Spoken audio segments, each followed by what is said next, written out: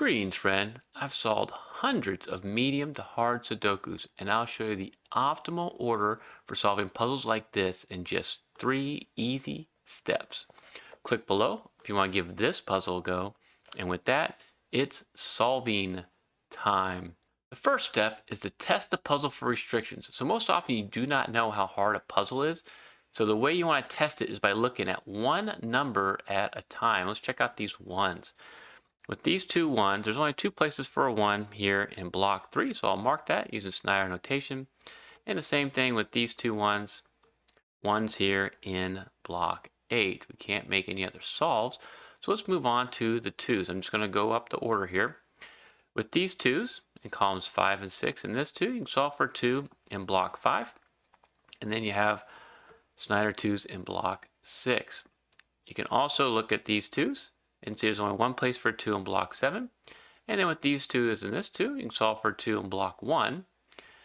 And that's all we can do right now with the 2's. If we look at the 3's, there's no marking we can make, and we're limiting our marks to just 2 possibilities in each 3x3 block, or if we can solve a digit. But if you go to the 4's, we're going to be able to do some solving.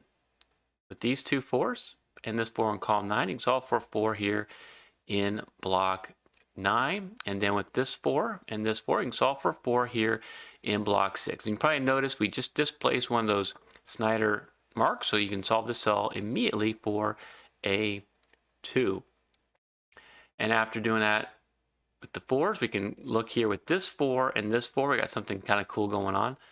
The 4's are restricted to these two cells here in block 1, and so that makes them a nice pointing pair. And it's just what it means is, since the 4's are restricted here in block 1 to column 3, a 4 can't be anywhere else outside the block in that column. If you try to put a 4 here, you have no place to put a 4 in block 1.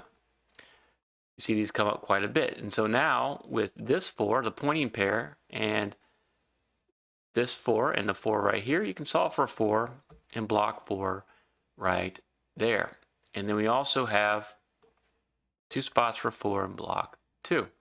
That's all we can do with the 4's. If you go to the 5's, you might see with these two 5's, you can put Snyder 5's in block 5, and then in block 7, because of this 5, mark right there. Going on to the 6's, don't see anything. And then the 7's, we got something going on here. We got these two 7's and this 7. You might notice we can solve for 7 in block 4. And then with these two 7's, solve for 7 here in block 9. And then with these two 7's, you have Snyder 7's in block 2. Okay, nothing else we can do with the 7's. How about the 8's? If you look at the 8's, this 8 cutting across row 7 allows you to solve for an 8 right here, which will displace that Snyder 3. And then you can easily see, since we have 8 digits filled out in the block, you can solve this cell now for a 3. Okay, what else can we do with the 8's? This 8 and these two 8's, you can solve for an 8 in block 4. And then with these two 8's and this 8, you have Snyder 8's in block 8. And with this 8 and this 8, you're going to have Snyder 8's in block 2, and then also Snyder 8's here in block 3. And this brings me up to the second easy step in the optimal order of solving. So the first step, we're just looking testing for restrictions, and we've made some solves. The second step is going to involve the 9's. It's going to usually get you through the first few sticking points, so the places where you might get a little stuck. There's some real beautiful logic in this puzzle I'm about to show you. I want to thank Prasanna Seshadri for making this wonderful puzzle. He did it for the 2014 Sudoku Grand Prix. I look forward to meeting you, Prasanna, at SudokuCon 2025 in Boston, along with all the other puzzle lovers, setters, and solvers. So this second step is to consider 2 to 3 cell combinations.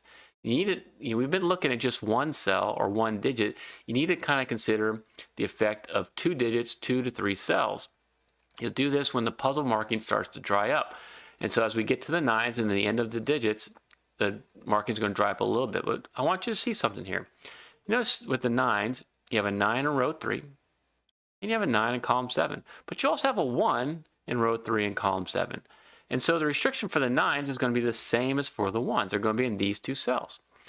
Whenever you see this situation, this is Snyder on top of each other, I call it, you notice the 1s and 9s are restricted to the same 2 cells in the block. Since they can't be anywhere else, this is the only 2 cells they can be, nothing else can be in those cells. You have found a hidden pair. Hidden pairs, very powerful, and you'll see them come up in championship and medium to hard puzzles quite a bit.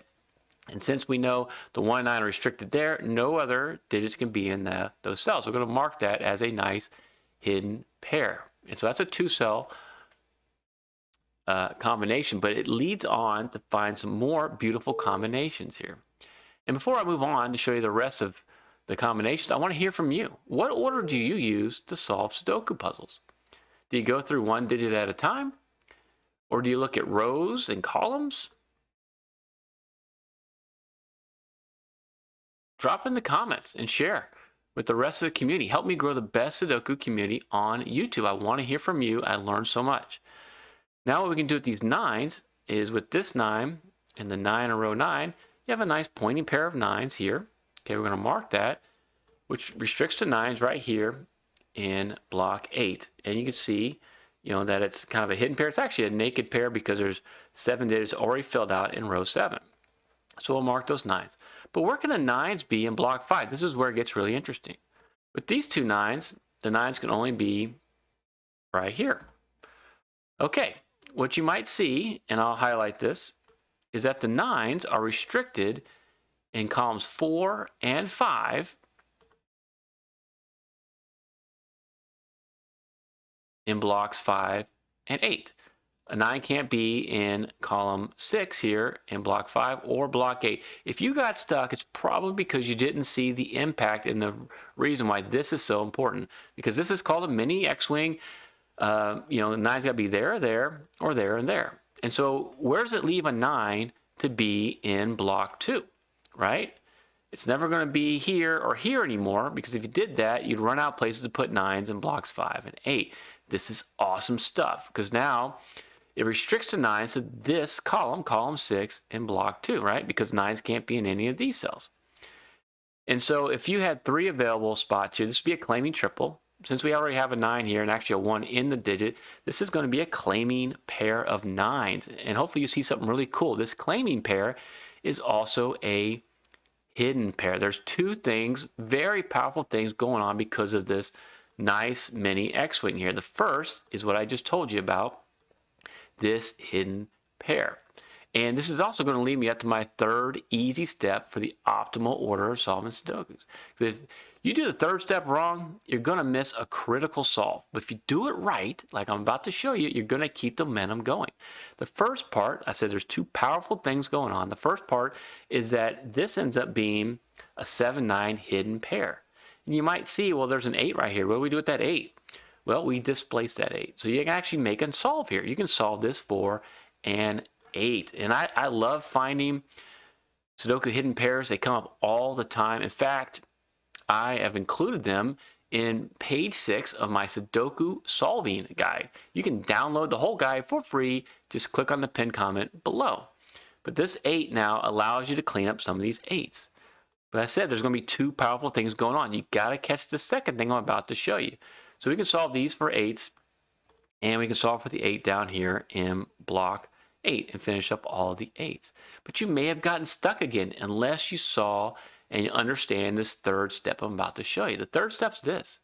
You have to consider the solving impact to the row, if I do the row right, the column, and the block.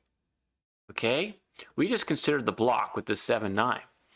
Let's look at the row. What does this do?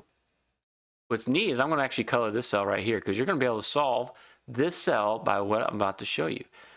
You restrict now a 3, 4, and 6 here in block 2. That can't be a 4, and this can't be a 3. No big deal. Okay, Timberlake, no big deal. Until you come over here to column 2. What can be in this column? 3 and a 6. All right, because you have a 1, 2, 4, 5, 7, 8, 9 already in the column. You notice anything pretty cool here? You have a naked pair, 3 and 6 across the row. Like, oh, so now the 3 and 6 restrict what can be across here. And since the 3 and 6 have to be in one of these two cells in row 2, what does that do to block 3 now? It means the 6 can't be here anymore, right? You put a 6 here, you can only put a 3 in these two cells. That's no good. So 6 has to be in one of these cells right here. Well, what could this cell be, right? It can't be a 2, 3, 5, 7, 8, 9. It can't be a 1. This could only be a 4 or 6. But like I just said, a 6 has to be right here now because of this naked pair. This is beautiful. I loved it when I found this logic. Since a 6 has to be here, you know this cell can no longer be a 6. So by considering the impact of the row, block, and column, you're able to find this naked pair, which you really need to find to move forward the puzzle, which allows you to now solve this cell for a 4. Awesome. And now you've done the 3 easy steps. To continue the optimal solving order, you actually just keep recycling those steps over and over. You're going to look again, look for restrictions. You're going to consider 2 and 3 cell combinations and possibilities, and then we're going to look and see the solving impact of the row, column, and the block. So let's see how far we can get here now, because that can't be a 4. That can't be a 4 anymore either. Now you know you're going to be able to solve this for a 4. Nice. All right, and then what else can we do? We have solved all of the 4s. And we said that the 6s had to be in one of these spots, so you know that can't be a 6 either. So that's got to be a 3. That's got to be a 6. That's got to be a 3. That's got to be a 6. As much as possible, try to clean up all of these marks to get a cleaner grid and see how far we can go here. All right, with these 3s, we're just going to continue considering the 3s here while we can consider the 3s. All right, and I don't see anything else we can do right now. Easy with the 3s, but you can go over here and go, there's only 1 digit remaining in block 4. So you can solve that for 1. You can solve this for a 6. Okay, and at this point, you got to ask yourself, you know, what do we do now? Because if you don't know where to look next, it could make the solving a little bit more difficult. And what I tell you is when you're looking for 2, 3 cell combinations, you want to consider the cells and the houses, which is a row, column, or block, with the most restrictions. So look here, row 4. You got 7 digits, 7 cells filled out. All you need left is a 1 or a 6. So you see the 1 right there? You can solve this for the 1, solve this for the 6. Nice. And now we can use this 1 to disambiguate the 9, the 1 right there. Awesome. All right. And then with this 9, remember, you can solve this cell now for a 9. And all we have left is a 5 or a 3. I have a 3 right there. So here's your 3, here's your 5. And so you see that we just now are able to continue solving using where the greatest restrictions are. With this 5, that's got to be a 5. We just need, looks like a 3 and a 6. I see the 3 right there. Pull it on down, there's a 3, that's a 6. Okay, now where are the greatest restrictions at? Let's check across right here. We just need a 1 and a 3 in row 6. Because this 1, that's a 1, that's going to be a 3. Now you can disambiguate that 9, 1, clean it all up, and disambiguate the 7, 9 right there. Awesome. And now you put a bunch of restriction over here into block 1. We know there's only 1 cell remaining, that's got to be a 7. And then it might be easier if you just go, okay, these are all 7, so that's got to be a 7 right there. And then you notice that with the 1s, this is a 1, and that would leave us with a 5. And then with these two 5s, you can solve for 5 right there. And then I don't see a 5 in block 6, so that's got to be a 5. And with this 5, that's got to be a 5, displacing that Snyder 9. See how quickly we can solve those? I'll look for the greatest restriction here in block 6. I don't see a 6 right there, so we can solve that. Come on down the column, and you'll notice that that's got to be a 2. So with these 2s, you can solve this for a 2, meaning this has to be a 6. And then I don't see a 6 in block 9. It's always easier to just look at the last digit you solved and see if it goes in the next available block. Solve that for 6. Our last digit is a 3 in the corner. Dun, dun, dun. Okay, now I'm going to ask you to apply the 3 easy steps you just learned to this next puzzle. Thank you so much for watching.